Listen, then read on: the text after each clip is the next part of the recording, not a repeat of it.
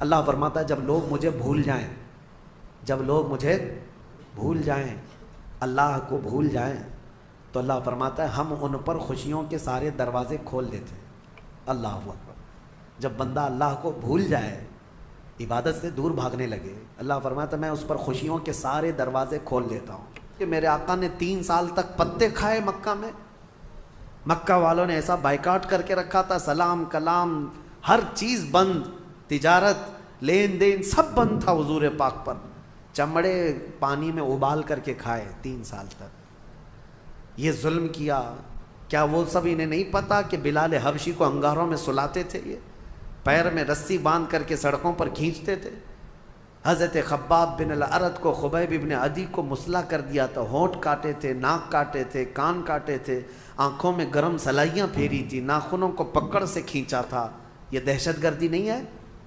اور ایسے حالات میں جب رسول پاک ہجرت کر کے مدینے چلے گئے تو یہ ظالم وہاں پر بھی جانے لگے، کہاں؟ مدینے کو بھی اجاڑنے کے لیے۔ اب بتاؤ اللہ کا حکم نہیں آئے گا کہ ایسے آتنکوادی جب بھی مدینے میں آئیں پکڑو ان کو؟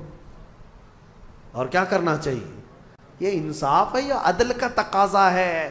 آج بھی میرے ملک کی اگر حفاظت کی بات پوچھے گا مجھ سے کوئی، میں یہی کہوں گا کوئی دشمن ملک کا آتنکوادی اور یہاں میرے ملک کو نقصان پہنچانے کے لیے آئے گا، بغیر سوچے سمجھے ہم آرڈر جاری کرتے ہیں اگر ہمارے پاس پاور ہوگا۔ ہاں، اور دوسری بات، اس آیت کو یہ لوگ لے کر کے بہت واویلا مچاتے ہیں، کافروں کو مارنا ہے، کافروں کو مارنا ہے، قرآن میں لکھا ہے، قرآن میں لکھا ہے۔ یہ کس کے لیے حکم ہے؟ ہر مسلمان کے لیے نہیں ہے۔ جو صاحب اختیار، جو پاور والا ہے، جو سزا دینے کے اختیارات جس کو ہیں، اس کو حکم دیا گیا۔ چوری کرنے پر قرآن میں ہاتھ کاٹنے کی بھی سزا ہے، لیکن یہ نہیں ہے کہ ہمارے گھر میں چور رات میں پکڑا گیا اور میں چاقو لے کے رات میں کاٹ ڈالوں، یہ نہیں ہے۔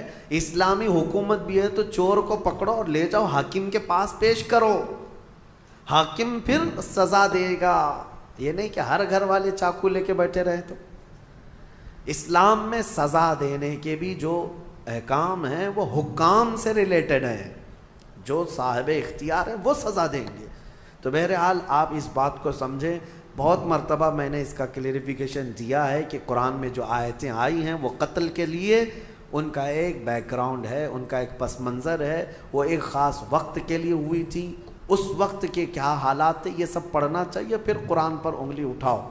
اللہ کریم ہم سب کو حقانیت پر قائم رکھے اور حق بولنے کی توفیق عطا فرمائے۔ میرے عزیزو، جہاد کے سلسلے میں بھی آیتیں آئی ہیں، میں کھل کر کے بتاؤں گا۔ یقیناً جہاد ایک مقدس لفظ ہے، نبی پاک صلی اللہ تعالیٰ علیہ وسلم نے جتنے جہاد فرمائے ان میں اکثر ڈیفنس کے لیے بھی ہوئے ہیں، ڈیفنس کے لیے ہوئے ہیں۔ اور کچھ لوگ یہ اعتراض کرتے ہیں کہ انہوں نے زبردستی جو کلمہ نہیں پڑھتا تھا اس کو جا کے مارتے تھے، نہیں، نبی پاک صلی اللہ تعالیٰ علیہ وسلم نے ایسا حکم نہیں فرمایا، اور نہ ہی پوری دنیا کے مسلمانوں کو یہ حکم دیا گیا۔ آج مجھے آپ یہ بتائیں، ہندوستان میں ابھی یہ کہتے ہیں ابھی تمہارا پاور نہیں اس لیے مارتے نہیں ہو، اور پھر جو پاور تھا 700 سال تک تب کیا کی؟ کیا یہاں کے ہر مندر کو توڑ دیا گیا؟ کیا یہاں کے سارے ہندوؤں کو ختم کیا گیا؟ آج بھی میجورٹی ہندوؤں کی ہے، ہر زمانے میں رہی ہے، اس زمانے میں بھی تھی۔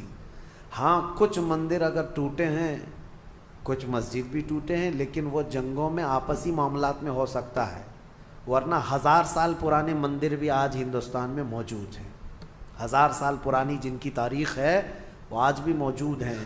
بنگال کی سرزمین میں، ہمارے کرناٹک میں جائیں، 800 سال پرانے مندر موجود ہیں۔ ان مندروں کے ساتھ چھیڑ چھاڑ نہیں کیا گیا تھا جب یہاں پر اسلامی حکومت تھی۔ میرے عزیزو، اسلام اس بات کا حکم نہیں دیتا۔ سیدنا عمر فاروق رضی اللہ تعالیٰ عنہ جب بیت المقدس فتح ہوا تو خود چل کر کے گئے تھے۔ میں آپ کو بتاؤں، بیت المقدس میں پہلی اذان ہوئی، نماز ہوئی، وہاں آج بھی ایک گرجا گھر، ایک چرچ ہے بیت المقدس سے قریب، کیونکہ عیسائیوں کی حکومت تھی، عیسائیوں سے مسلمانوں کے ہاتھ میں آئی بیت المقدس۔ تو جب حضرت عمر گئے تو عیسائیوں نے ریکویسٹ یہ کیا، خلیفۃ رسول اللہ امیر المومنین آئے ہیں، سب دیکھنے کے لیے آ گئے تھے حضرت عمر کو، نام تو سنا تھا۔ تو عیسائیوں کا جو بڑا پادری تھا وہ آ کر کے ریکویسٹ کرتا ہے کہ آپ آئے ہیں تو ہماری چرچ میں بھی وزٹ کریں، ہماری گرجا گھر، ہماری عبادت گاہ۔ حضرت عمر وہاں تک گئے، امیر المومنین، تو عیسائیوں نے یہ کہا کہ آپ یہاں پر نماز پڑھ لیں۔ کون سی نماز؟ ان کی نہیں، مصطفیٰ کریم کی شریعت، ہماری نماز۔ حضرت عمر فاروق رضی اللہ تعالیٰ عنہ نے اندر نماز نہیں پڑھا، باہر نماز پڑھا۔ تو ان لوگوں کے دلوں میں ایک بات یہ آئی، کیا ہماری عبادت گاہ میں آپ کی عبادت نہیں ہوتی؟ سنو، حضرت عمر فاروق رضی اللہ تعالیٰ عنہ نے فرمایا، یہ میرے نبی کی خصوصیت ہے کہ اللہ نے پوری روئے زمین میرے نبی کے لیے سجدہ گاہ بنایا، جہاں پاک زمین ہو ہم سجدہ کریں گے۔ لیکن مسئلہ یہ ہے، دور اندیشی حکمت حضرت عمر کی یہ تھی، فرماتے ہیں اگر میں یہاں نماز پڑھ لوں تو آج کو تو چل جائے گا، بعد میں آنے والے لوگ اس کو میری عبادت گاہ اور میری سجدہ گاہ کے طور پر تمہاری گرجا گھر کو توڑ دیں گے، تمہاری چرچ کو ختم کر دیا جائے گا اور یہ محراب عمر بن جائے گا۔ اور یقیناً بنتا، جہاں حضرت عمر نماز پڑھے ہوں اس کو کیوں نہیں امت برکت کا سبب سمجھتی، محراب عمر بن جاتی۔ حضرت عمر کہتے ہیں کہ یہ تمہاری عبادت گاہ پھر باقی نہیں رہے گی۔ تو جن کے اندر اتنی وسعت ظرفی ہے، اتنا کشادہ دل ہے، ان کو آج کہا جاتا ہے کہ سب چیزیں توڑ دی گئیں، جو چیزیں ٹوٹی ہیں اس کی تاریخ لے کر کے آؤ، انشاءاللہ اس کے بعد ہم بات کریں گے۔ اسلام عدل و مساوات کے ساتھ، امن کے ساتھ پھیلا ہے۔ اللہ کریم ہم سب کو اسی دین پر زندہ رکھے اور اسی دین پر ہمارا خاتمہ بالخیر فرمائے۔ اور اس میں سورہ مائدہ اور سورہ انعام کی جو ہم نے آج تلاوت کی، ایک آیت میں پڑھتا ہوں 7ویں پارے کی، کیونکہ اس کا حق باقی رہ جائے۔ اللہ تبارک و تعالیٰ نے اس میں فرمایا فَلَمَّا نَسُوا مَا ذُكِّرُوا بِهِ فَتَحْنَا عَلَيْهِمْ أَبْوَابَ كُلِّ شَيْءٍ۔ یہ ہم سب کے لیے بہت درس والی آیت ہے۔ اللہ فرماتا ہے جب لوگ مجھے بھول جائیں، جب لوگ مجھے بھول جائیں، اللہ کو بھول جائیں، تو اللہ فرماتا ہے ہم ان پر خوشیوں کے سارے دروازے کھول دیتے ہیں۔ اللہ اکبر۔